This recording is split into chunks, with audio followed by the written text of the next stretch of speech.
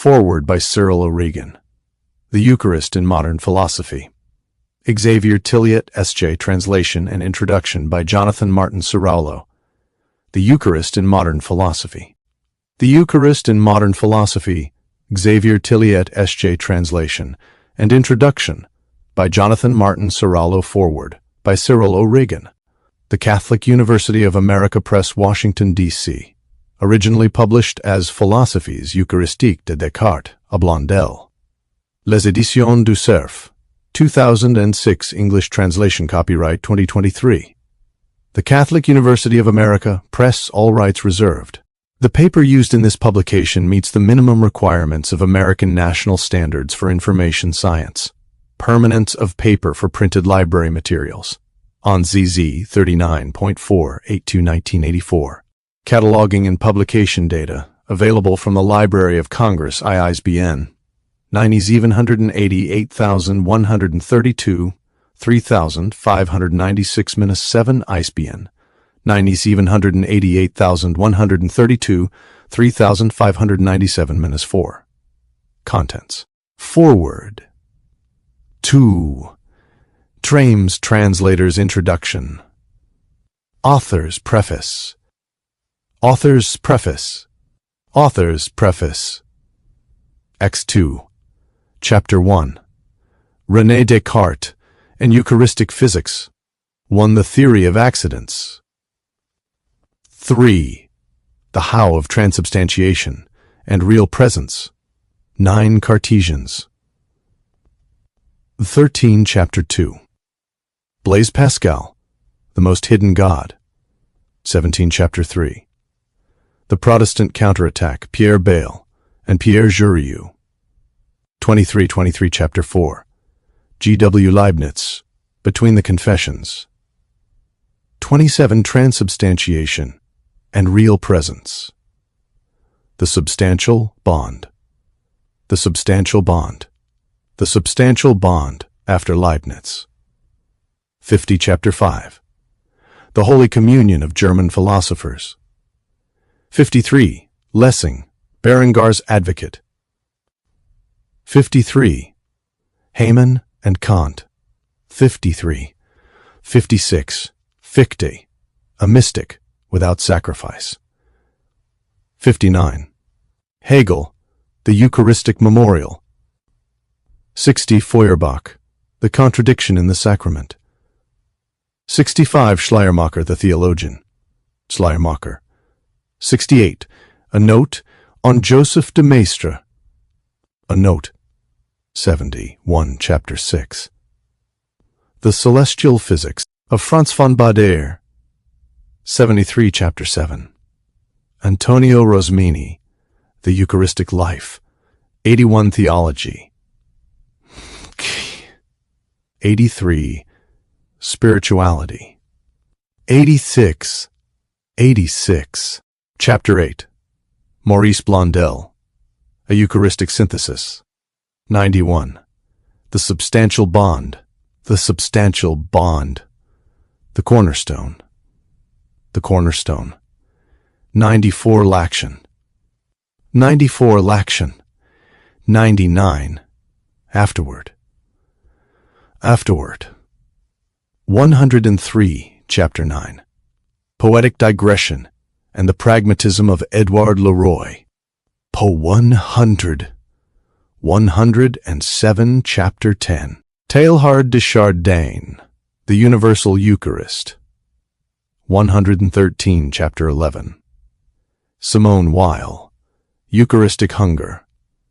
123. Chapter 12. Eucharistic Research and Theories of the 20th Century. 131. Paul Claudel. 131 and 31. Gabriel Marcel. 131. 134. Gaston Fessard. 138. Georges Morel. 141 and 41. Jean Ladrier. 144. Yves de Montchouel. Debiel. 148. Edouard Pousset. 149. Jean-Luc Marion. 152. Conclusion. 152. 55. Bibliography. 163. Index. 163. 171.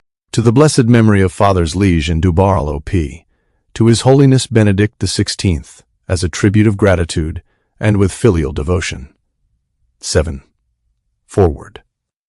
Although he is not as well known in Catholic theological circles as he ought to be, the distinguished Jesuit philosopher, Xavier Tilliet, was for decades a powerful proponent for the dialogue between faith and reason and theology and philosophy. He was also one of its foremost executors, as illustrated in tome after tome on the positive as well as the negative engagement of modern philosophers with the truths of the Christian faith.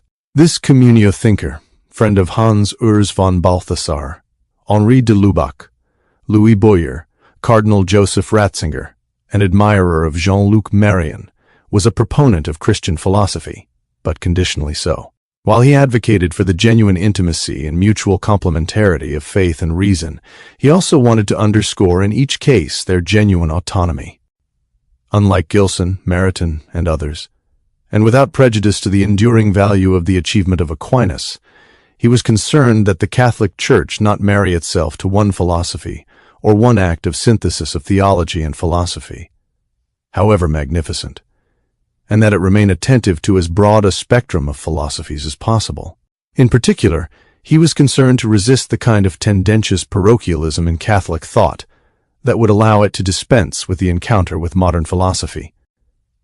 Not for him, the univocal dismissal of modern philosophy, as typified by neo-scholasticism. He was anxious to explore some of the more significant movements in modern philosophy, for example, German idealism, especially Schelling, phenomenology, Husserl, Merleau-Ponty, Jean-Luc Marion, and certain forms of existentialism, Jaspers, Marcel, as genuine dialogue partners with the Catholic faith. In this respect, both his advocacy and his work are in line with Fides et Tratio, in which Pope John Paul II both privileges the relation between theology and philosophy, while insisting that the Church has no philosophy, and is open to adopting and adapting philosophical insights whatever their origin, whether ancient, Plato, Aristotle, or modern, phenomenology, personalism, existentialism, etc., as with past encyclicals, such as Aeterni Patris, in Fides et Ratio Aquinas, is honored. The honor rendered in the encyclical over 100 years later, however, was different than that in the earlier one, which essentially set the table for Catholic theology for over half a century. Aquinas's philosophical thought and the Eucharist in modern philosophy. Integration of reason and faith is promoted as first among equals for the Church. Gone, however, is any suggestion that Aquinas represents the sole or exclusive option that he came to be in the hardening of the Church's position toward modern philosophy during the modernist crisis. For John Paul II, Catholic faith, then, necessarily requires a philosophical pluralism. This is precisely the position of Tilliet. The Jesuit philosopher has no illusions regarding the change in the general intellectual climate of modernity, and he recognizes that Catholic thinkers can no longer assume from philosophy the kind of hospitality to Christian faith that was common in the medieval period. Skepticism is rampant. Moreover, philosophy has a tendency to function imperialistically. Nonetheless, on pain of becoming an intellectual ghetto and constituting a separated theology, to use de Lubac's phrase, the Church must not only tolerate but also welcome dialogue with modern philosophy. Tilliet is convinced that the Christian failure to encounter modern philosophy betrays the wellsprings of the Christian tradition, which from the beginning engaged with the given culture in a way productive to the faith. Augustine both sums up what had long been the practice of the Church and prescribes for the future when he speaks of Christianity's ability to take up the Spolia Egyptiorum in his classic De Doctrina Christiana. Tilliet's wide-ranging work is characterized, on the one hand, by the removal of shibboleths regarding the dialogue of faith and reason, and, on the other, by offering incentives for their mutual encounter.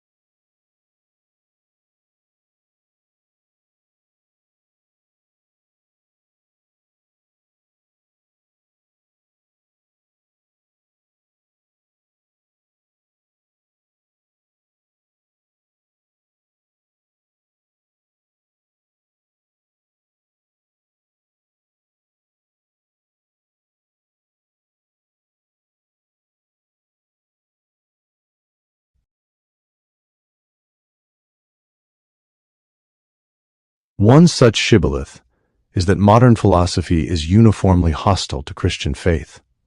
Two examples of how Tilliet's work clears away the shibboleths, then, are first, without being in the slightest way naive about German idealism's tendency to misrepresent and distort Christian truths, he is convinced that Christian thinkers and the Catholic Church more generally have something to gain from an encounter with modes of philosophy that themselves are forms of encounter with Christianity.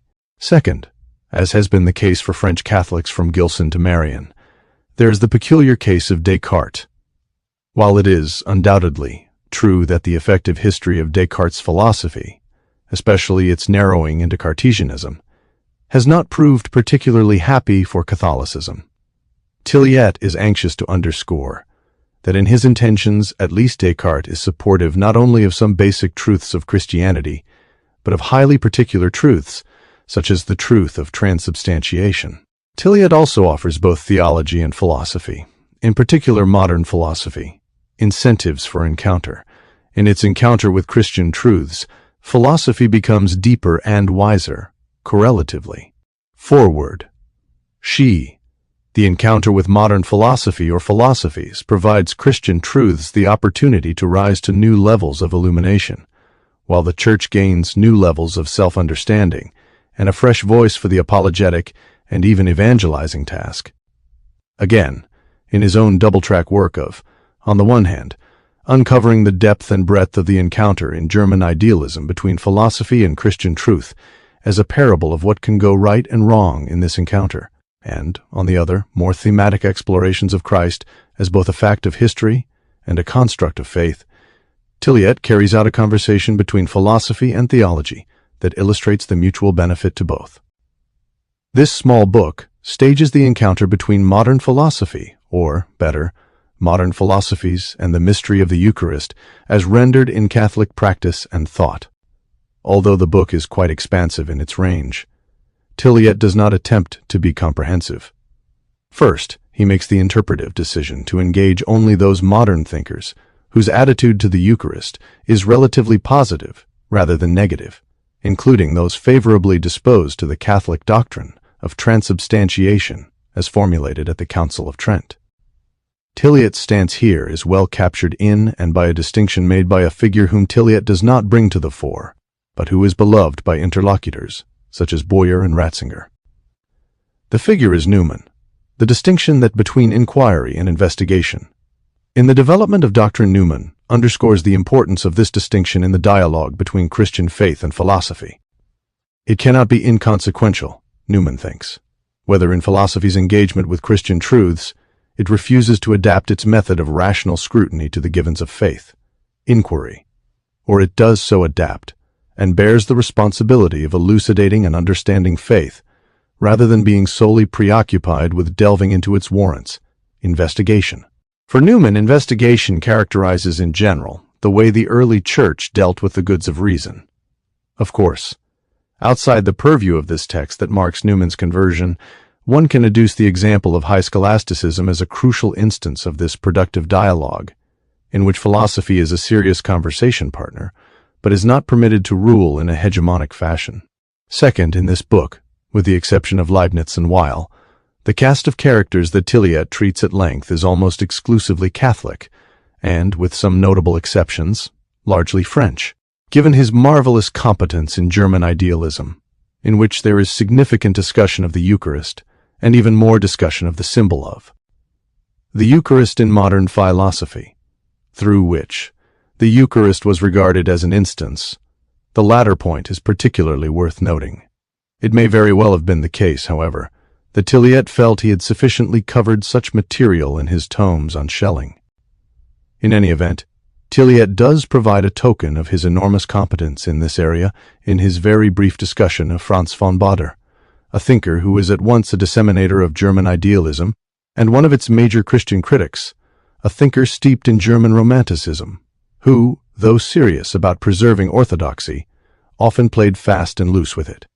Third, and related to both of these points, is what I might refer to as Tilliet's avowal of orthodoxy in principle, but toleration of heterodoxy in fact when it comes to the formulation of Christian beliefs, sacramental or otherwise.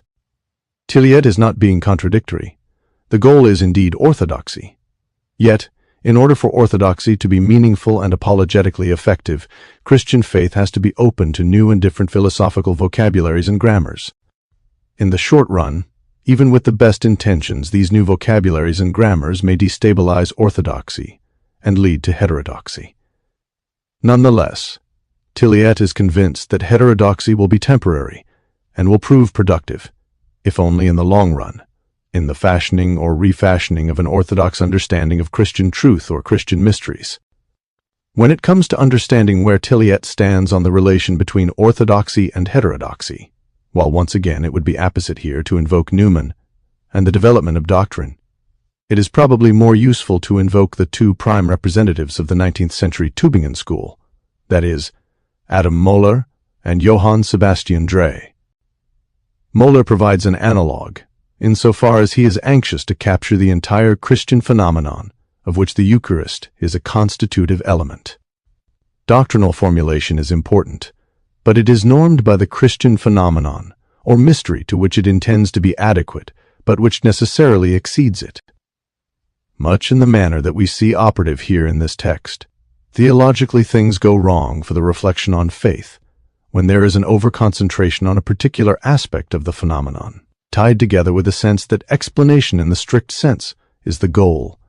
If the genius of heresy is the genius of mistaking the part for the whole, the form of heresy is the mistaken confidence that important aspects of faith submit, without remainder, to rational rule. Drey provides a different kind of analog for Tilliet. Drey thinks of heterodoxy as fortuitous and productive, in challenging regnant and often stagnant forms of orthodoxy that have ceased to sound in the Christian community and resound outside and thus degenerate. Forward. Stayed. Aided into a hyper-orthodoxy, heterodoxy provides a challenge and goad for Christian thought to think more deeply and to conceptualize more sharply the truths of the faith. This is essential, of course, if the Church is to affirm something to be true, but also important in an apologetic situation in which the Church has to give a bold and persuasive account of itself to the world. While Tilliet's overall approach is descriptive rather than evaluative, in the Eucharist in modern philosophy, which represents a translation of philosophy's Eucharistique de Descartes, of Blondel, he leaves us in no doubt that the conversation between Catholicism and modern philosophy can sputter out when the application of refined conceptual tools to the Eucharist proves too little and too much, Descartes, or when the conceptual tools are so wedded to a complicated metaphysics that it essentially makes the obscure more obscure, Leibniz.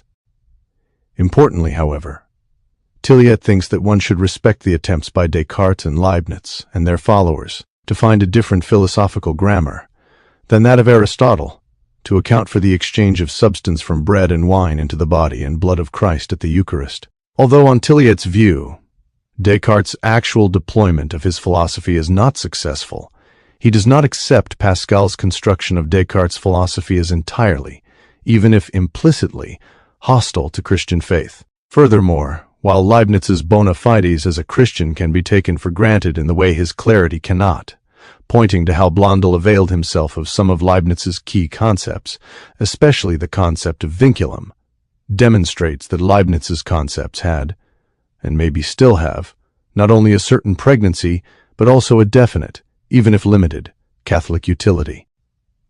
Unembarrassed by the tridentine view of transubstantiation, Tilliet's fundamental problem with the physics or mechanics of transformation of substance and preservation of species, upheld in different ways by Descartes and Leibniz, is rather that it risks what Whitehead called the fallacy of abstract concreteness. Specifically, the objection is that in both cases their philosophies concern themselves exclusively with a single aspect of the multivalent phenomenon of the Eucharist, rather than the entire phenomenon or entire mystery in its biblical, phenomenological, and Christological presuppositions.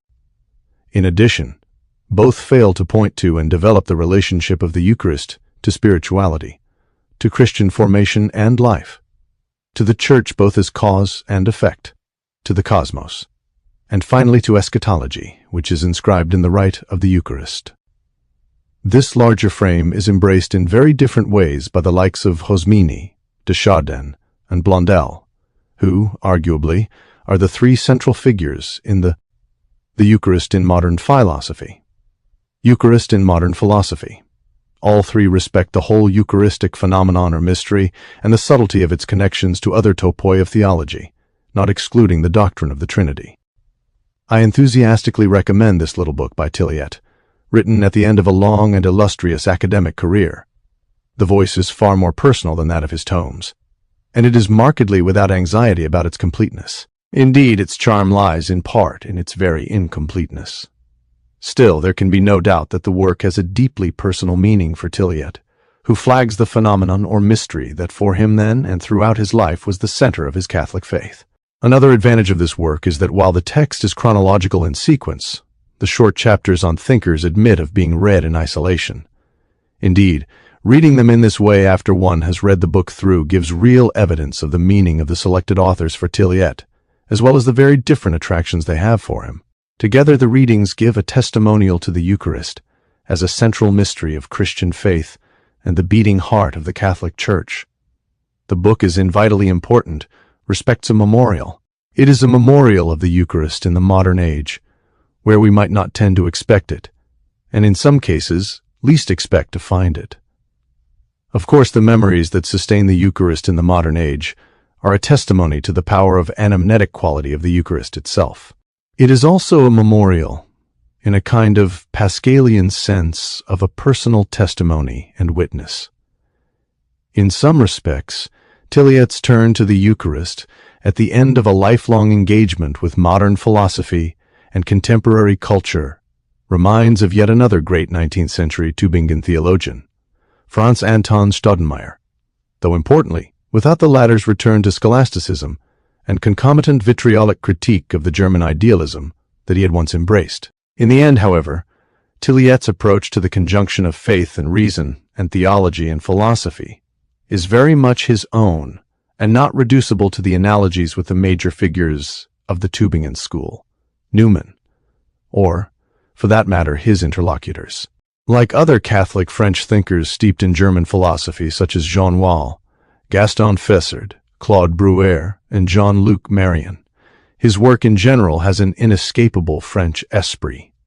This is particularly so in the present work, because its subject matter is the Eucharist, which has been a mainstay of French spirituality since Pierre Bérulle and the rise of the French school of spirituality, in which the Eucharist was both a theological and adorative center.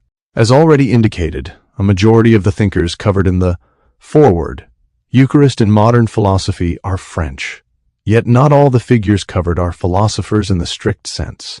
The text also moves outside philosophy and speaks to the way the Eucharist is taken up in adorative fashion in Paul Claudel, and is also at the very least recalled in the poetry of Baudelaire, Rimbaud, Verlaine, and Mallarmé, each of whom finds himself stalled in his attempts to move beyond his Catholicism. The Eucharist in modern philosophy emanates from a deep wisdom, while also exhibiting a certain playfulness, as if the Eucharist is far too deep, far too mysterious, to be matched by any single attempt of reason to be adequate to it. The translation by Jonathan Sirallo is first-rate. I applaud this extraordinarily accomplished young theologian and great scholar of Hans Urs von Balthasar for capturing the nuances of Tilliet's thought in supple and clear prose. I applaud him even more for capturing the creative elan of Tilliet's tour of modern philosophies and poetry's encounter with the mystery of the Eucharist.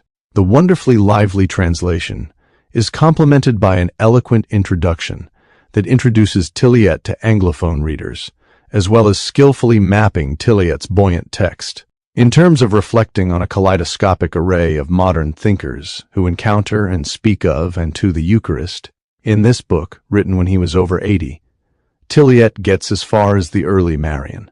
One would love to know whether he was familiar with the work of Louis-Marie Chauvet and Marian's protégé, Jean-Yves Lacoste, and if so, what he thought of them. It also would have been fascinating to know whether he had read Catherine Pickstock's After Writing. We know well that English would not have handicapped this profound philosopher, who was also a renowned linguist. In any event, this translation of Tilliet whets the appetite for more, indeed, more on a number of deep and complementary fronts. First, It invites a more comprehensive account of the engagement of modern philosophy and the Eucharist before the late 20th century that might make us see what options there are before us beyond phenomenology and beyond postmodernism. In this respect, one could not afford to ignore the contribution, however problematic, of German idealism. A reading of Tilliet's rich scholarship on Schelling would be essential to the task. Second, we might want to see the connection in Tilliet's work between his presenting the encounter between modern philosophy and the Eucharist, and what he does in a more scholarly and comprehensive way in presenting the encounter between modern philosophy and Christ. The reason for this extension is simple. Tilliet makes clear throughout this little book that the horizon of the Eucharist is just as the Eucharist in modern philosophy. See important as its focal features that engaged Descartes and Leibniz. Thus what this book seems to call for, and his books on the relation between philosophy and Christ seem to demonstrate, is the imbrication of the Eucharist with the other mysteries and articles of faith. In doing so, in a non-theological register, Tilliet recalls not only Hans von Balthasar, but also Louis Boyer. Tilliet is a hopeful thinker who is confident that the best of reason opens up faith and mystery rather than closes them down. There is much to be critiqued in modern philosophy, even more to be filtered. As long as Christian thinkers, and more specifically Catholic thinkers, adopt the boldness of profession and confession that they are called to, there is nothing to fear. Reason is capable of overcoming its worst instincts, and in any event, reason is ordered to faith that does not annul reason, but rather allows it to grow into its maturity as a testimony to wonder, excess, and an origin that requires a form of remembering that salutes and celebrates that which transcends it. Cyril O'Regan, Translator's Introduction. He work of Xavier Tilliet S.J., has been a consistent and trenchant assertion that Tertullian's question, "What has Athens to do with Jerusalem?"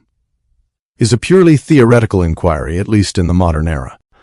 Regardless of the endless speculation of how theology and philosophy should interact, for which there are innumerable proposals, Tilliet's work shows how, in the various streams of modern philosophy, they have in fact been far more closely related than is usually acknowledged. Although he is highly invested in philosophy's influence on and support for theology, the majority of his work has been dedicated to historical analyses of how theological data, from the historical Jesus to the idea of an institutional church, is far more than an ancillary aspect of the story of modern philosophy.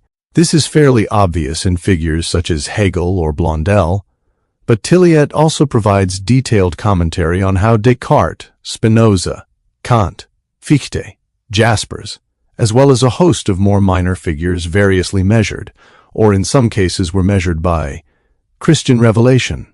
Even the relative absence of Christ in an individual's philosophy, as in Heidegger's, or the stipulated opposition between Christianity and philosophy, as in Kierkegaard, simply confirms the tensile relationship between philosophy and theology, even if it is by way of negation.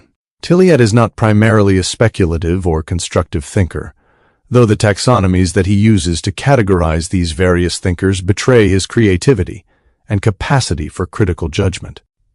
But there is perhaps no other writer who has so closely surveyed and presented the ways in which the data of Christian revelation appear throughout the philosophies of the modern era, as well as the enormous benefits that theology gains from philosophical reflection, no matter how heterodox.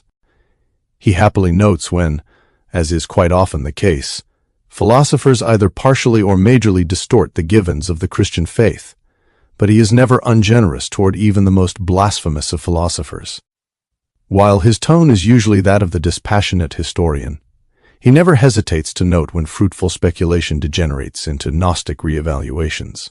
And though Tilliet has many notable influences, it is clear that he is an almost unwavering Blondelian.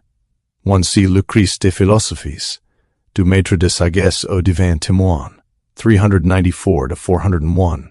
To Le Christ, 165-76. Sixth, the Eucharist in modern philosophy. X the second, as is evident not only in this volume, but in his texts on Christology. Thus the generosity that he extends to even those who radically alter and even reconfigure Christianity stems from a confidence that thought itself moves, ineluctably, though never without opposition, toward the God, man, Jesus Christ, and the concrete cult that he established, the Eucharist. Xavier Tilliet was born in 1921 in Corbie, in the north of France, and entered the Jesuit novitiate in 1938, being ordained a priest in 1951-3, after finishing his doctorate at the Sorbonne. With a thesis on Schelling, he taught philosophy primarily at l'Institut Catholique de Paris and the Pontifical Gregorian University in Rome. He was a visiting professor at numerous European universities, particularly in Germany and Italy, and was the recipient of many honors, including from the Académie Française and the Institut de France. This book in particular earned both a Humboldt Prize and the Victor Delbos Prize, both in 2006. Tilliet, though of a younger generation, has a place among the great Jesuit theologians and philosophers of the 20th century, many of whom were his mentors and friends: Teilhard de Chardin, Henri de Lubac, Gaston Fissard, Jean Danielou, Hans-Urs von Balthasar, and Karl Rahner. It is impossible here to comment upon the enormous scope of his writings, as they range from Descartes and Malebranche to German idealism and Russian sophiology, to existentialism and phenomenology. There is very little in modern philosophy that escaped Tilliet's attention. Yet, his thought was not scattered, even if it managed to go in a bewildering number of directions. What unites much of his work is the acknowledgement of the impurity of philosophy, its frequent return to the realm of dogmatics, without simply transforming into theology. This is seen quite evidently in his numerous books on Schelling, about whom he is easily one of the most authoritative commentators. Simone Stancampiano has written a brief biography and provided a representative bibliography in Xavier Tilliet, Fede e Sapere in Dialogo, available online at http://public/shida.net/shida.phpd. Also wrote a long reflection about his life, particularly his time in formation as a Jesuit, in the excellent book on his work, Xavier Tilliet Inedito, ed. Antonio Russo, Milan, Franco Angeli, 2020, 83-161. There one can see his major influences as well as his dedication to the Society of Jesus. For the most comprehensive list of Tilliet's works is Bibliographia di Xavier Tilliet, ed.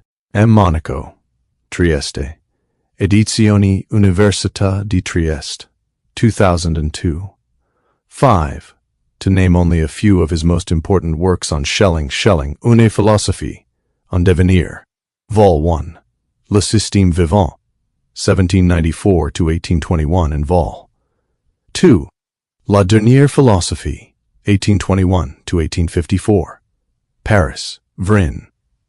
El Absolu et la Philosophie, Essai sur Schelling, Paris, Presses Universitaire de France, 1987. La mythologie comprise, l'interprétation schellingienne du paganisme, Paris, Vrin, and Schelling, Biography, Paris, Kalman Levy, 1999. Translator's Introduction. The Eucharist in modern philosophy is derivative of Tilliet's expansive writings on the question of philosophical Christology. From his minute analysis of how the historical figure of Jesus, or perhaps just the idea of a Christ, has reverberated throughout modern philosophy, Tilliet has extended this primary line of investigation to include modern philosophy's relationship to Scripture, the Church, and the subject of this volume, the Eucharist. This work is, though not his first, his most detailed analysis of the surprising survival of Eucharistic philosophies in the modern era. Here he focuses on both those whose Eucharistic speculations are more or less well known, especially Descartes, Leibniz, and Blondel, but also a whole host of other philosophers whose engagement with sacramental discourse is rather limited or perhaps only intimated, but are still nonetheless of particular interest, such as Hamann and Fichte. By no means is his analysis comprehensive, but his selection is representative of the wide-ranging philosophical interest in the sacraments, an interest that only seems to be growing. For instance, other than the important exception of his treatment of Jean-Luc Marion, Tilliet deals with phenomenology only sparingly, and does not discuss Heidegger's own evident antipathy to the sacraments. Yet it is phenomenology in the tradition of Heidegger that is perhaps showing the greatest capacity for taking the Eucharist as a genuine philosophical topic, as is seen in the work of Jean-Yves Lacoste, Emmanuel Falck, Si, especially le Christ des philosophes, du maître de sagesse au divin témoin, but also le Christ de la philosophie, la Christologie idéaliste, la Semaine sainte des philosophes, and Jésus romantique. 7. Les philosophes lisent la Bible. 8. L'Église des philosophes, de Nicolas de Cuse à Gabriel Marcel. This book has also been previously translated into Italian and Portuguese. Eucharistia e Filosofia trans. Giuliano Sansonetti and Eucharistia e Filosofia trans. Ubenai Lacerda. The original French title is Philosophies Eucharistiques de Descartes à Blondel, Eucharistic Philosophies from Descartes to Blondel, though the simpler the Eucharist in modern philosophy has been chosen to eliminate some confusion, as Tilliet's analysis extends through much later in the 20th century after Blondel.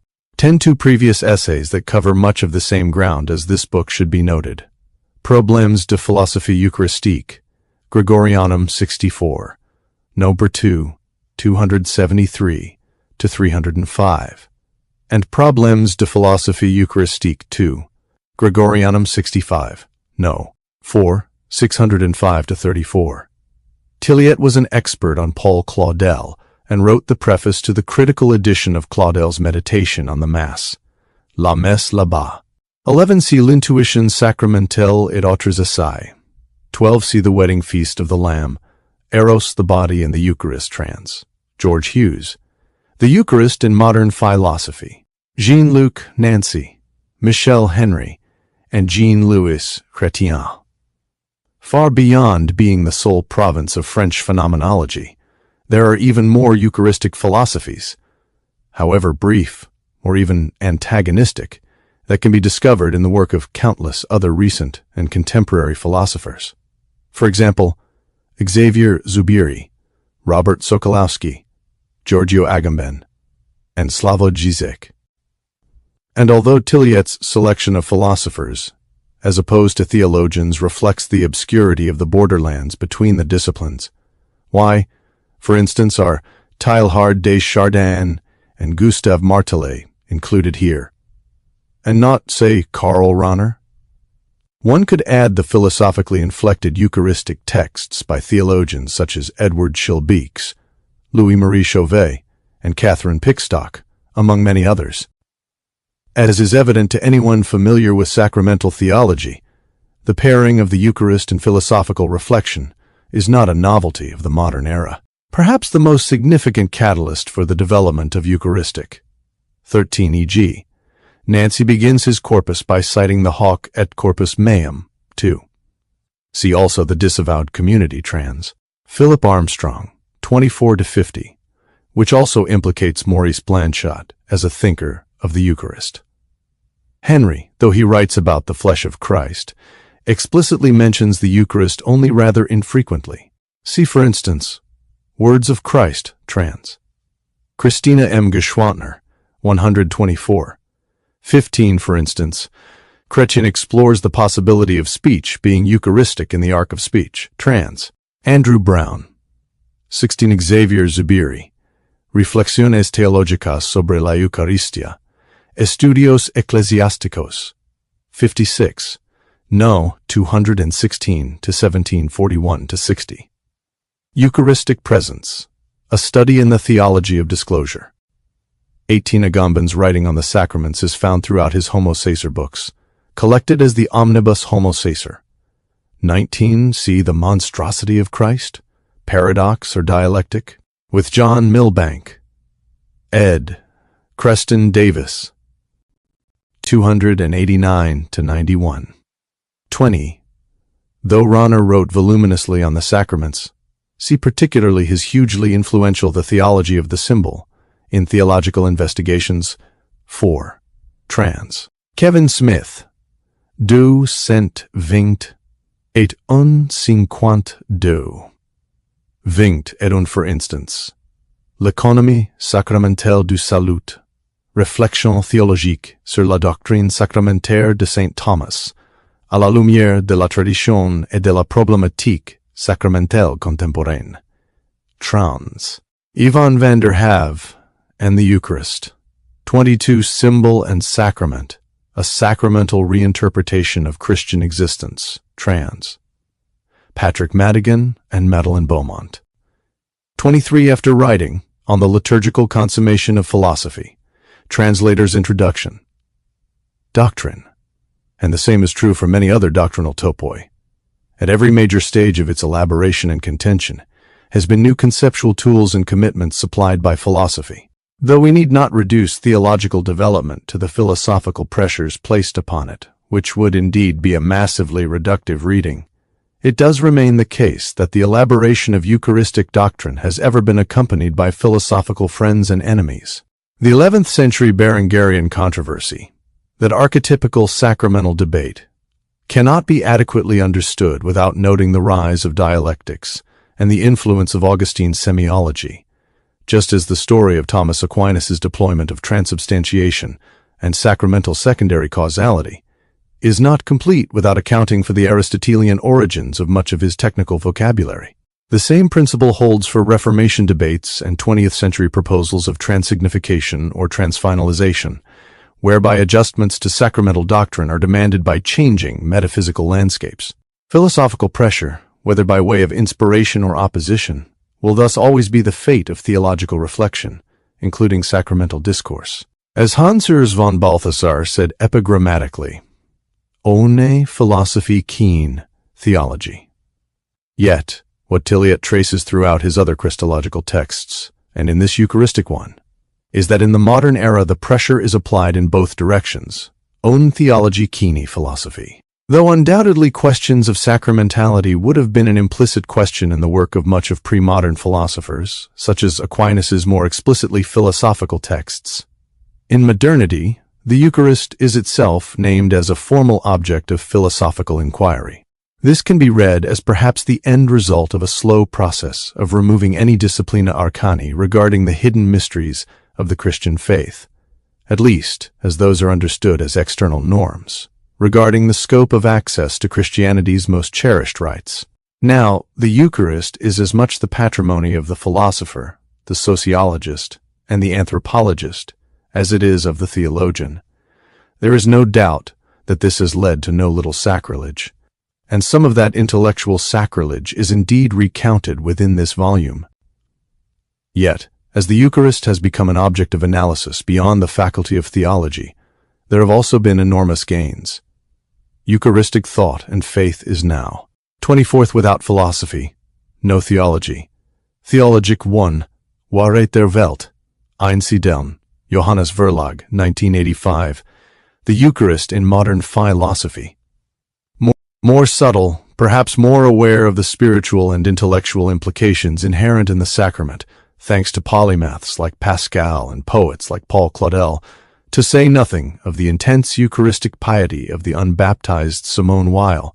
And even when the attempts of Descartes and Leibniz to square their own systems with the demands of dogma lead ultimately to admitted failures, or when Hegel and Feuerbach entirely dismantle the Catholic sense of the sacrament, there are still gains in Eucharistic clarity, even if only by way of contrast and warning. Even for these, we can give thanks, as Tilliet does in this volume. As he writes here in the concluding chapter, the best Eucharistic theory is not the one that isolates some aspects from others, and which decomposes the sacrament into a multiplicity of objective givens, but is rather the one that embraces the amplitude of the mystery and synthesizes as many aspects as possible. However cut off from the whole, however distorted, the philosophers of the Eucharist surveyed here provide aspects and entryways into the Eucharistic mystery, to which the theologian should respond by saying more, rather than less. Tilliet was a widely respected and highly influential philosopher in Europe, though, with few exceptions. His work is relatively unknown among English-speaking philosophers and theologians. It is my hope that this first translation of one of Tilliet's monographs will encourage further engagement with this prodigious proponent of Catholic philosophy. To use Blondel's term, he is a thinker as committed to philosophy's method of immanence as he is to theology's transcendent object, and should thus be of interest to practitioners of both disciplines who acknowledge that there is no genuine theology without philosophy or philosophy without theology. But even more so, my hope is that this volume might demonstrate the vehemence of sacramental discourse, the perdurance of the question of concrete cult, even in an age that has seemingly forgotten that bread and wine can become flesh and blood. Jonathan Martin Ciraulo. 25 Tiliet has been translated into English primarily in various articles in Communio. Henri de Lubac, The Legacy of a Theologian. Communio. International Catholic Review 19. No. 3, 332-41. Notes and Reflections. On the Virtue of Hope. Communio. International Catholic Review 23. No. 3, 441-47. The Chastity of Jesus. Communio. International Catholic. No. 1, 51-56. And Trinity and Creation. Communio. International Catholic Review 28. No. 2, 296-310. An excellent short summary of his larger books on the relationship between Christology and philosophy. Is a philosophical Christology possible? In Problems and Perspectives of Fundamental Theology, ed. René Latourelle and Gerald O'Collins. Trans. Matthew J. O'Connell, 135-50. Author's Preface. Tehe History of Eucharistic Doctrines shows both the elaboration of the dogma up to the definitions of the Council of Trent and the persistent recurrence of problems associated with the mystery, as well as problems that are adjacent to it. Indeed, the Eucharistic mystery Mysterium Fidei, because it implies the memorial of the Passion, the holy sacrifice, communion, or the act of eating, consecration, and the priesthood, lends itself to intense and difficult theological research. This doctrinal history is, indeed, marked by discussions, disputes, quarrels, and refutations, which were aggravated by the Protestant schism and the heresies that followed. We wish here to examine this long controversy chronologically from the angle of philosophy. The letter of the dogma is firmly elaborated in the Middle Ages, and it benefited from the powerful thought of St. Thomas Aquinas and scholasticism. The vitality of the theologians of the Council of Trent, particularly the Jesuit Diego Lainez, provided a solid fulcrum for the discussions, which was exacerbated by the new heresies. Orthodoxy, however, provided solid defenders as well, including philosophers who did not intend to yield to the reassessments of a hostile reason. Eucharistic theology is, indeed, closely linked to philosophical explanation. The notions that it brings into play are borrowed from the language of scholasticism, and the mishaps of the dispute of universals and of nominalism are strongly linked to Eucharistic theories. On the Catholic side, the doctrine is solidly anchored, but it is philosophy that, under the impulse of Descartes and then of Leibniz, is modernized and opened up to unprecedented paths. This necessarily has repercussions on the Eucharistic controversies brought on by the division of the churches. Our approach here is historical, that is to say, chronological, but we have paused only for the major figures. Indeed, Eucharistic philosophies are elaborated in the dust of polemics, but not in such a way that they present a united front.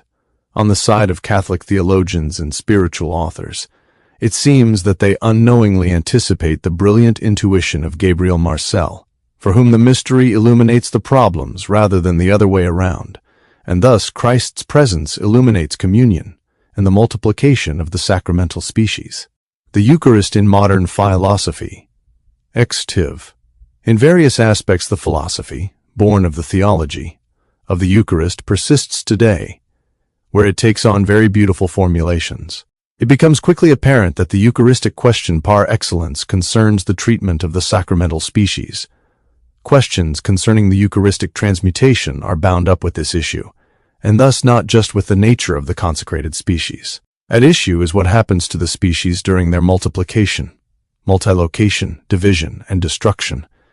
The Eucharistic miracle is certainly concerned with consecration, communion, and the reserved sacrament, but above all with persistence and presence. But the condition of the sacramental species remains, and the real presence is attached to them.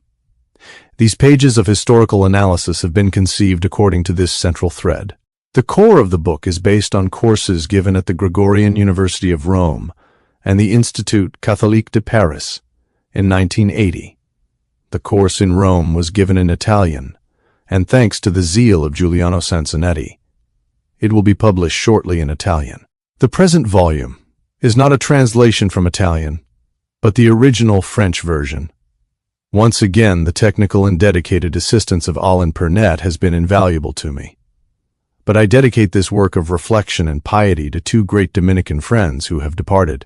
Far Liège and Far Dominique Dubarle, the former dean of the Faculty of Philosophy of the Institut Catholique de Paris, who opened its doors to me in 1969. Chapter 1. René Descartes and Eucharistic Physics. Jean-Luc Marion has nicely said that Descartes' theology, after his grey ontology, is a white theology, white as this page on which I begin writing. He explains, we will qualify this theology as a white theology.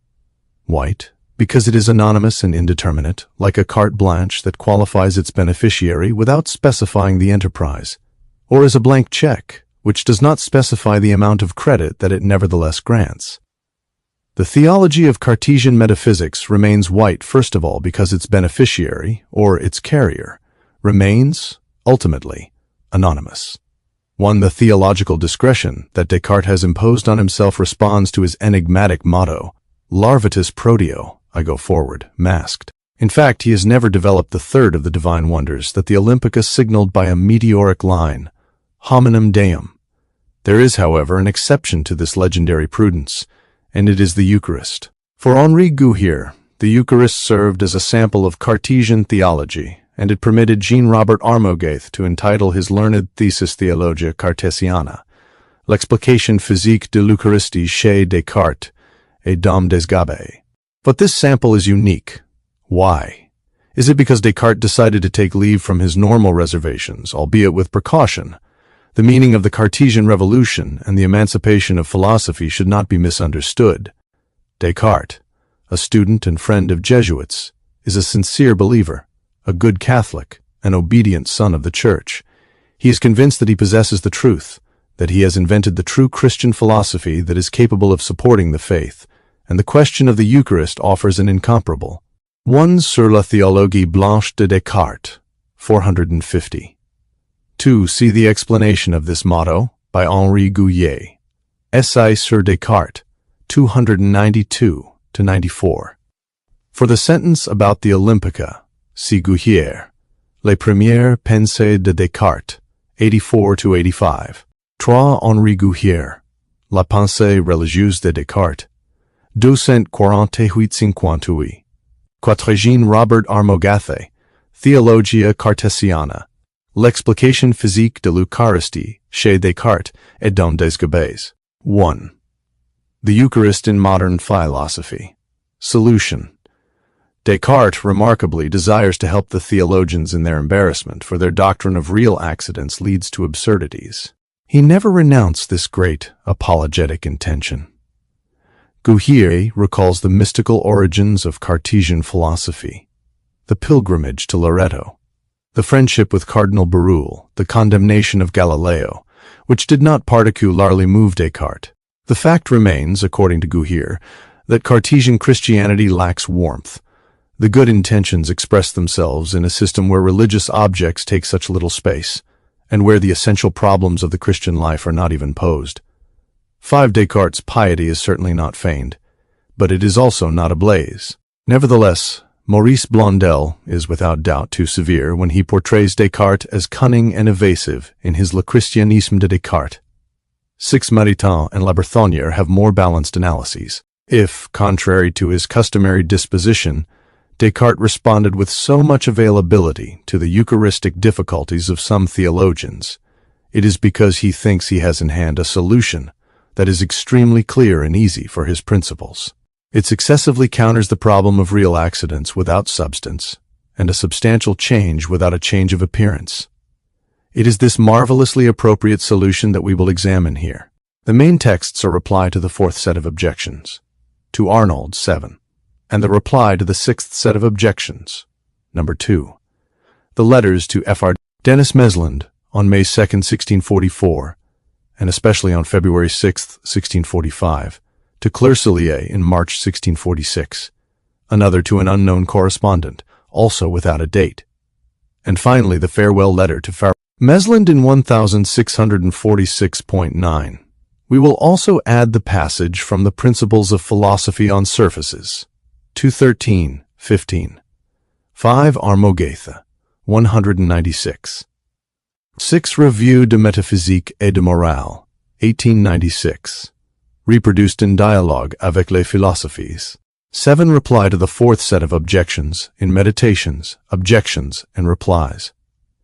8 Reply to the sixth set of objections in Meditations, Objections, and Replies. 9 Besides the letter to Clercellier, English translations of the letters are collected in Selected Correspondence of Descartes, trans. Jonathan Bennett, available online at moderntexts.com. Assets, PDF S. Descartes. 10 Also see 2 Section 4. Extension alone constitutes the nature of the body. Its nature consists in the fact that it alone is a substance which has extension. René Descartes in Eucharistic Physics. The theory of accidents. Descartes' Eucharistic theory is a theory of physics, in short, the first that tries to render physically plausible the physical transformation of the consecrated bread and wine, whereas scholasticism remains entangled in a metaphysical conception of matter, namely, hylomorphism. Descartes, going up on the rampart as Guhier says, is convinced that his physics is a Christian physics, and that it explains the miracle of the permanence of the species. However, the new physics seems quite clearly to be in disagreement with the formulations of the Council of Trent, and it is the objection of the theologians that the young Arnold relays to him. He was not yet Le Grand Arnold. Indeed, in Cartesian physics, the substance of bodies is extended. Things are reduced to shape and movements, while sensible qualities or secondary qualities are only some different movements of small bodies that are around us. There is no more than extension, shape, and motion. Extension is identified with substance, and the modifications of extension are the modifications of the substance. How could a change of substance be able, in these conditions, to leave the extension and the shape intact? The problem of Eucharistic accidents seems aggravated, for, as Arnold states, we believe on faith that once the substance of the bread has been removed from the Eucharistic bread, only the accidents remain there. However, the objection does not surprise an unprepared author, who, on the contrary, is accustomed to not trusting the vision of the eyes. 12. With Descartes, everything begins with a piece of wax that smells like honey, brought fresh from the hive and submitted to a metamorphosis. It melts in fire. It is liquid. It cools down, hardens, and is malleable. Kneaded into a ball and struck, it makes a thud. It changes, but under its various manifestations, it remains the same piece of wax. What then constitutes its identity? It is an inspection of the mind that assures the permanence of the object through the diversity and the dissolution of its appearances. The judgment or intuition of the intellect establishes the identity of what is perceived. Just as the thing that thinks, as seen in the cogito, returns to the thing that doubts, that recalls, that feels, that imagines, so the vision of thought recovers the wax that is yellow, liquid, solid, soft, round, square. This substance of wax that is only accessible to the view of the mind is not, however, a mental thing, and the 11 Reply to the fourth set of objections, 149. 12 See the end of Seconde Meditation Metaphysique. The Eucharist in Modern Philosophy. 4. Changes that modify the substance do not constitute it, as phenomenalism believes, Hume. Extension belongs to the corporeal substance, to which the intelligence links the appearances, which one should not trust.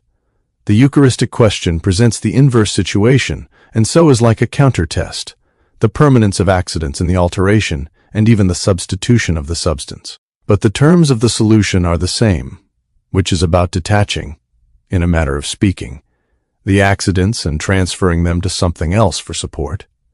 Thus, there is no contradiction in the fact that they persist while their original substance, bread and wine, are replaced.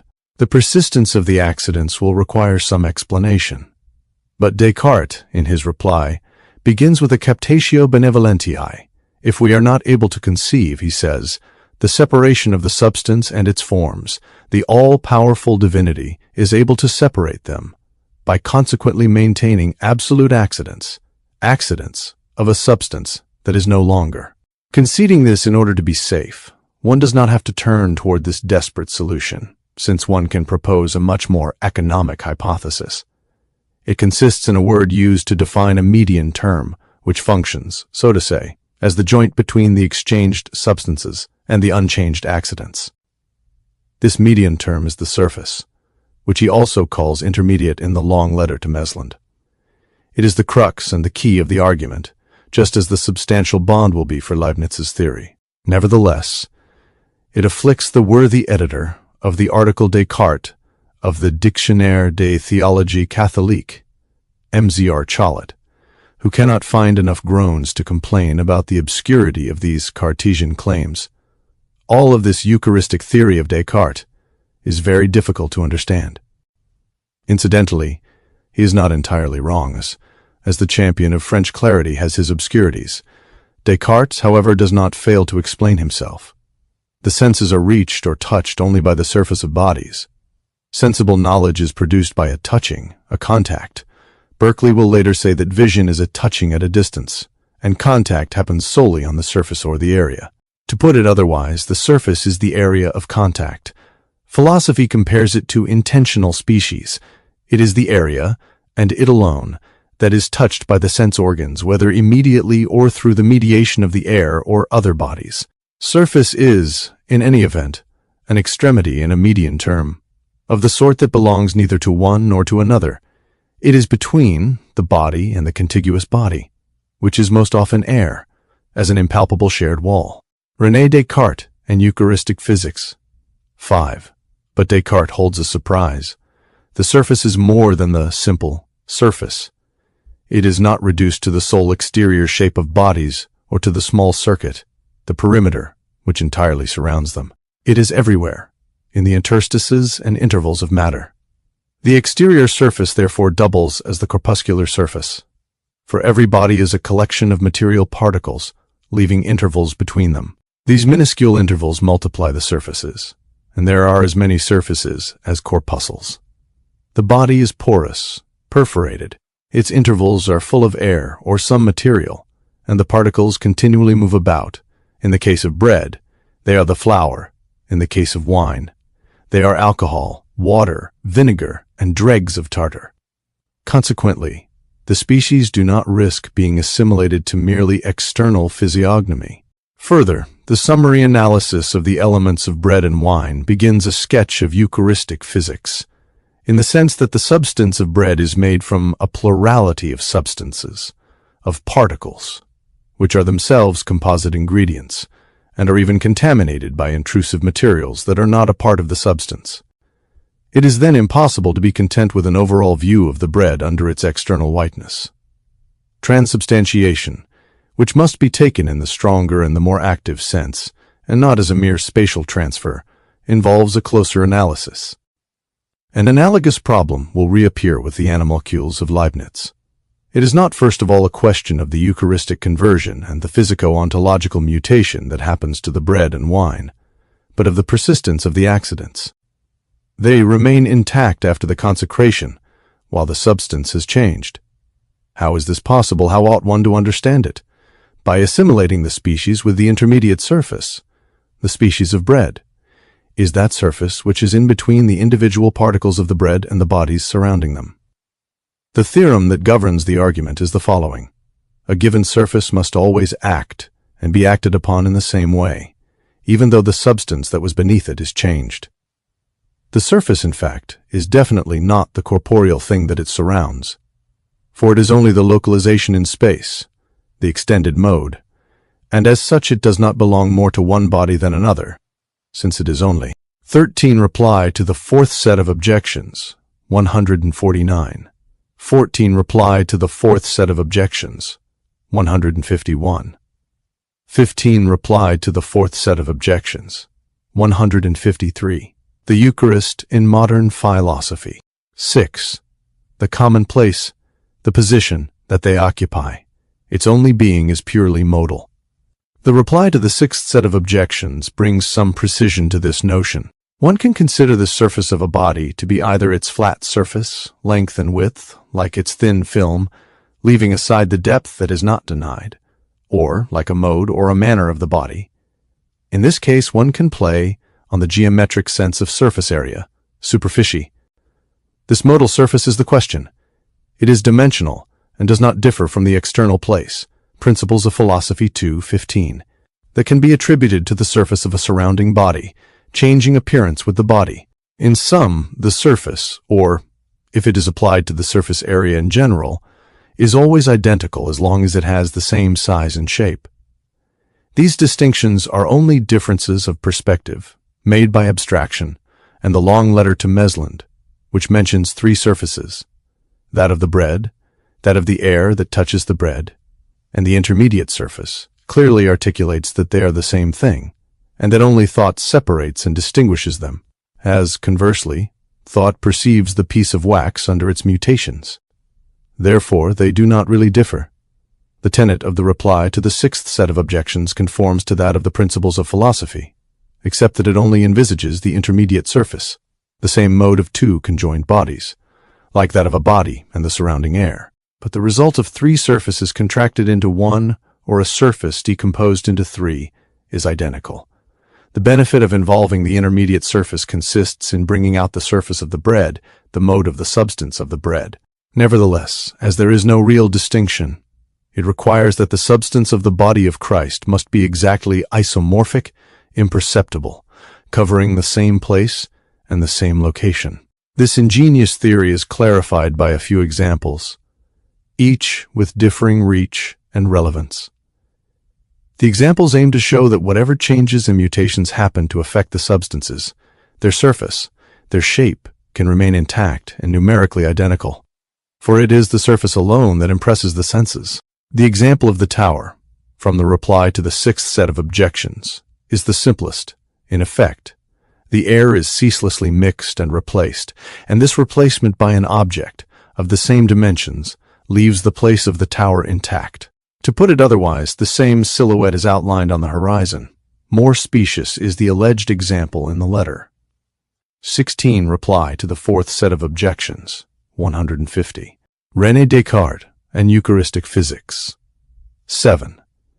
To Clercellier on March 2, 1646. Suppose, Descartes writes, that a purely corporeal substance takes the place of another equally corporeal substance, a piece of gold in the place of a piece of bread, or more simply, a piece of bread A takes the place of another piece of bread B. Only the numerical material unity changes. The matter of the gold receives the accidents of the bread, the matter of the bread that of B, of these two situations.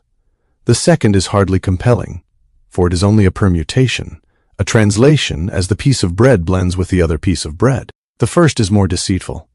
It is the reverse of Midas's misfortune, for this miracle transforms metal into bread.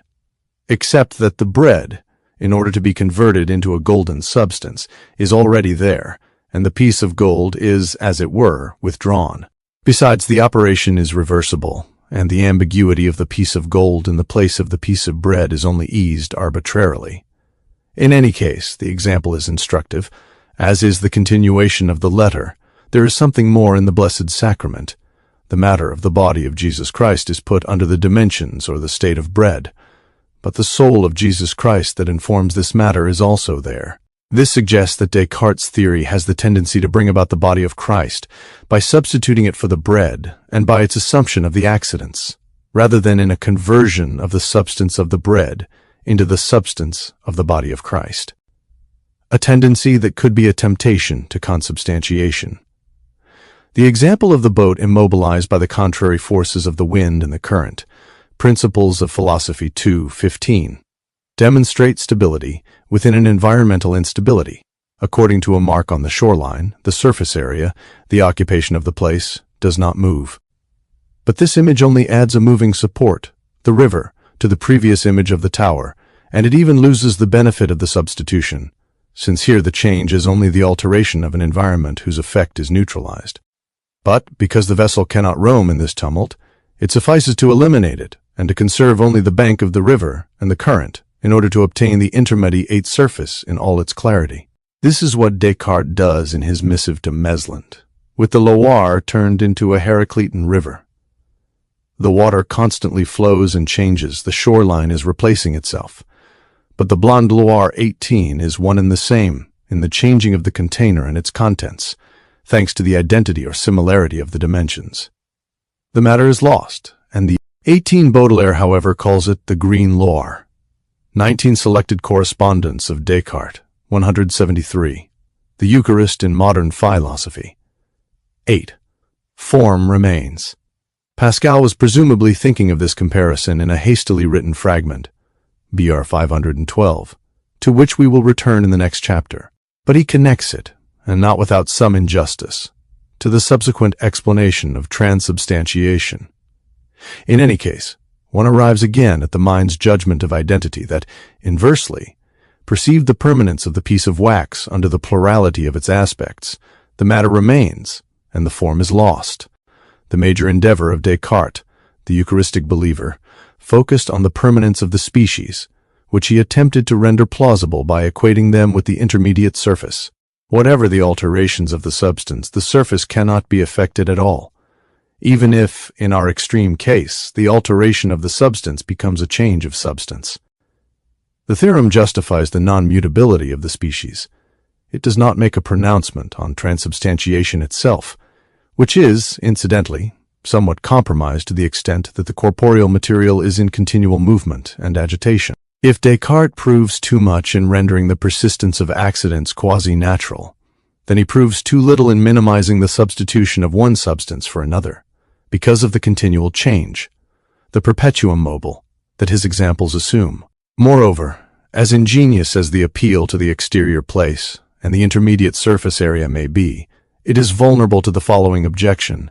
The intermediate surface may well take its identity solely from the identity or similarity of the dimensions, but it is nonetheless a shape of the extension, and, as it happens, a mode of the substance, of the bread. Because the shape or the extension does not change, how can one say that the substance changes, and in fact, changes radically? The supposed benefit of the theory is then called into question. Descartes understood this difficulty, just as he internalized the surface and attached it to each particle. But in an undated letter to an anonymous recipient, though likely from 1646, he pours out this confession from his heart. Thus one may ask all theologians, as well as myself, when one corporeal substance is changed into another, and all the accidents of the former remain, what is it that has changed? And they must reply, as I do, that there is no change that the senses could detect, and hence no change in any basis for giving different names to these substances. 20. And yet the faith tells us that the body of Christ has taken the place of the bread. How can he be exactly under the dimensions of the bread when the extension? 20th Selected Correspondence of Descartes, 182. René Descartes and Eucharistic Physics 9. Has not changed. This is the question of real presence and of the how of transubstantiation. It obliged Descartes to break his silence once again. The letters to Clercellier and to an anonymous person allude to a solution, namely that now it is the soul of Jesus Christ that, in the Blessed Sacrament, informs the matter. That is to suggest the close relationship of the doctrine of accidents and the interpretation of real presence. But the first to hear of the explanation was a young Jesuit from La Flèche, Fard Denis Mesland, the how of transubstantiation and real presence. First of all, a word on Fard Denis Mesland, correspondent and confidant of Descartes, who is not to be confused with the older homonymous, Fard Pierre Mesland, to whom he is perhaps related. The scarce documents concerning him do not always agree. He was born on March 3, or 30, 1615, in Orleans. He entered the Jesuits at the age of 15. He was a regent and teacher in La Flèche. He began his contact with the philosopher during his years of theology. As a young teacher, he had written a summary of the Meditations. He was a generous soul and decided in the tertianship to dedicate himself to the missions. It seems improbable that he was exiled on account of his Cartesian sympathies, especially since Descartes counted a good number of supporters and friends among the Jesuits. Bridoux and even Alcuin say that his punishment was to be sent among the Iroquois. In fact, Denis Meslin went to the Antilles, and, despite the desire of his illustrious friend, he moved forward. He made his profession on April 25, 1649. As a missionary to the Caribbean and to Martinique, with zeal and an indefatigable energy, he went to Guyana in 1651, living in a hut in a Galibai village, coming from the island of Grenada. He founded the mission of Cayenne in 1653 with Thear Ignace Pelleprat. The hard worker followed the Orinoco River and disappeared in 1653. He was believed to have died, killed by the Spanish. But in 1657 he was found living among the natives, nearly naked as well. Exhausted, he later retired to the College of Santa Fe in Bogotá, where he died at an uncertain date, either January 18, 1672 or December 7, 1674. Such is the man to whom Descartes, on February 9, 1645, expresses his Eucharistic theory concerning the mode of real presence, after having taken refuge many times in the Council of Trent's Prudence Clause, ea existendi ratione, quam etsi verbis exprimere vix possumus. He begins by recalling the Eucharist in modern philosophy, completing his explanation of the continuity of the species, beginning with the intermediate, median, and unaltered surface between the body of Christ that replaces the bread and the other breathable surrounding air. The median surface remains idem numero, because it takes its numerical identity uniquely from the quantitas dimensiva, from the identity or similitude of dimensions we have already mentioned. It is here that the example of the Loire comes into play. Then Descartes takes on the question of real presence, obviously closely connected to the doctrine of the accidents, as the letters of 1646 to Clercellier and to an anonymous recipient suggest. The heart of the explanation is the substantial unity of soul and body. The soul is the form of the body, and, here is the fundamental theorem, all that is substantially united to a human soul is a human body. It is the soul that confers on the body its identity and its indivisibility, no matter the extension of the body, from embryo to adult, no matter the incessant development of the cells. The use of the analogy of digestion, or of assimilation for the Eucharistic conversion, foods naturally transubstantiate 21, could make one believe that Descartes understands the miracle in the same way as does St. Thomas. It is not so. The infinitesimal particles of the bread and the wine remain as such in the darkness of the organs, and it is only with regard to their union with the soul that they are said to be transubstantiated. So while the commentary of Armagathi, which presents a double operation of conversion of the substances and of the union of the soul of Christ with the substance of the body, comes from a good intention, it seems too benign for Descartes.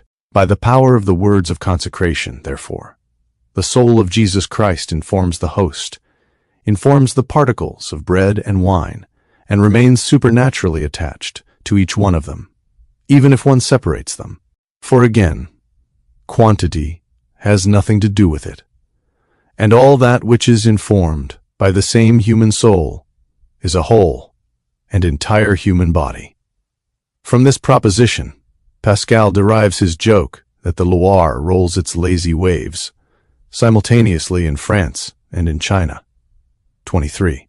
Malebranche, for his part, clung desperately to the explanation concerning the bond to any kind of body before he capitulated. But for Descartes, the solution is illuminating. When questioned by Mies, Armagatha, Theologia Cartesiana, 73.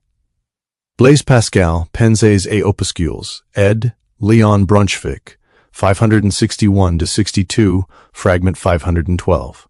René Descartes and Eucharistic Physics. Land about the Eucharist during the Triduum Mortis. According to St. Thomas, the apostle would have only consecrated the body without the soul. Descartes responds without embarrassment, saying that, unless the Church pronounces otherwise on this point, the matter of the Eucharist would be as strongly disposed to be united to the soul of Jesus Christ as was the matter of his body lying in the sepulchre. 24 Likewise, the matter of this fictional host on the evening of Good Friday would have the dispositions of the body without blood, poured out, and the wine would have the dispositions of blood without flesh, exsanguinated. The body would have been alone in the host, the precious blood alone in the chalice. The soul being the entelechy of the body that it animates, the solution is correct if the predisposition of the host is enough to make it the body of Christ, with or without a soul. Nevertheless, can one say that a cadaver is awaiting a soul, and that transubstantiation is about the body alone? The difficulties are, in fact, difficult to ignore, and Meslant had to draw attention to them. The soul of Christ is in the Blessed Sacrament by concomitance, while transubstantiation directly concerns the substance of the body, not the transforming infusion of a soul. On the other hand, even if the soul is the forma corporis, it is less convincing to say that it suffices to transform the body that it inhabits. The Cartesian dualism does not leave any room for an alternative to the following: that the body before the soul is only matter and inert extension, the mechanistic hypothesis, but the soul does not inform any body whatsoever. This is far Fabry's perplexity. What if God attached my soul to a rock? This makes one think of the Husserlian fiction of a consciousness grafted onto a locomotive. It is true that Descartes would not be lacking in arguments to defend himself on this issue, and Blondel in this case comes to his defense, in insisting on the substantial union of the body and soul. As a matter of fact, what is more serious is the suspicion that, by the operation of the words of consecration, the bread becomes the body of Christ while remaining bread, just as in his explanation of accidents, the body became bread by anticipation and reversibility. For the holy body is held precisely under the intermediate surface, external and internal, which is to say under the shape and all the dimensions of the bread, and it is not at all necessary that the body be there in its integrity, with its exterior members, its 24 selected correspondence of Descartes, 181, 25 cf. Armogethae Theologia Cartesiana, 75%, and note: the Eucharist in modern philosophy arms its hands with extension, an exterior figure, its normal use. Pascal's fragment BR 512 is forceful on this subject, and it would appear impossible that he had not read the letter to Farnese, though perhaps without knowing the author. In the original copy of the letter there is this crossed-out passage: it is impossible to attribute to the body of Jesus Christ another extension or another quantity than that of the bread. It also attests to the fact that Descartes changed his mind, that he stopped short on the path of impanation, and that he understood the permanence of the species in the strongest sense, despite the surface's character as a modal entity. Transubstantiation is a miracle, certainly, but it would be a new miracle for the preservation of the species to cease, as when in place of the consecrated bread, flesh or a child appeared in the hands of the priest. 27 Descartes probably knew the tradition of the Eucharistic miracle of Lanciano, 8th century. Rosmini, the great Eucharistic theologian, also stumbled on this question of the dimensions. He noticed the slight divergence at the heart of the formulation of the dogma of transubstantiation, which perhaps did not have a decisive significance. Conversionum fieri totius substantiae panis in substantium corporis Christi. He is right that the declarations of the canons speak again and again of the totus Christus. Blondel, however, pleaded for the Cartesian theory in the name of Descartes' claim of the close union that the soul has with the body. He saw a sketch of the idea of assimilation, a traditional hypothesis, as singularly fruitful in these Eucharistic remarks, and perhaps also this new substance of the vinculum that, according to Leibniz, is born of several substances. Is this enough to ward off the dualism? Does this safeguard the numerical identity of the body born of the Virgin Mary, Ave Verum Corpus Natum, and 26 cf. Armogatha?